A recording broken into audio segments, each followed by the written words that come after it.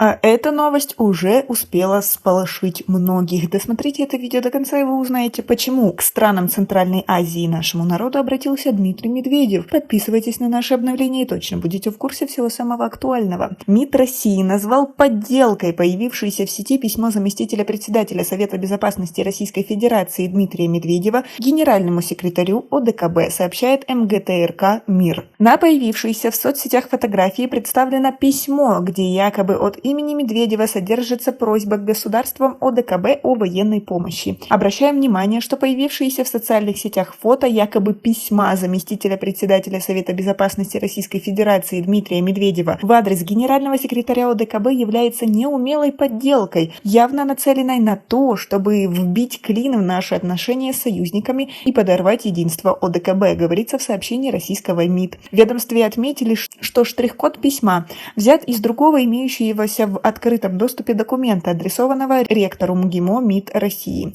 А собственно такого исходящего номера письма вообще не существует, исходя из порядковых номеров текущего года. Также должность заместителя председателя Совета Безопасности Российской Федерации не относится к аппарату Совета Безопасности, и использованный некорректный бланк письма выдает подделку. Хотели бы уверить всех инициаторов подобной провокации, что военного потенциала России достаточно не только для гарантированного обеспечения безопасности граждан и территории России, но и ее союзников по ОДКБ, заявили в МИД Российской Федерации. Вы верите таким заявлениям? Как вы к этому относитесь? Свои ответы напишите нам, пожалуйста, в комментарии. Но в странах Центральной Азии, которые Россия когда-то считала частью своей могущественной империи, проведение псевдореферендумов о присоединении к России Луганской, Донецкой, частей Херсонской, Запорожской областей Украины было встречено либо молчанием, либо заявлениями в поддержку территориальной целостности Украины. По мнению Путина, причина проста – страх перед западными санкциями, которые ввергли Россию и ее граждан в изоляцию после российского вторжения.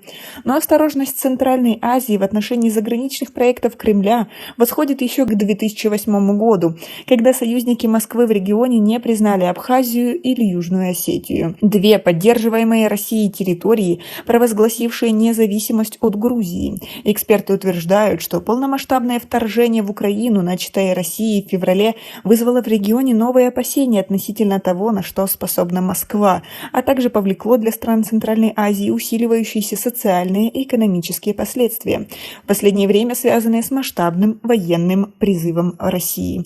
А как вы относитесь к молчанию нашей страны по всему этому поводу? Ведь Эмомали Рахмон и правительство нашей страны не выражало никаких четких позиций по этим вопросам. Как вы думаете, это правильно?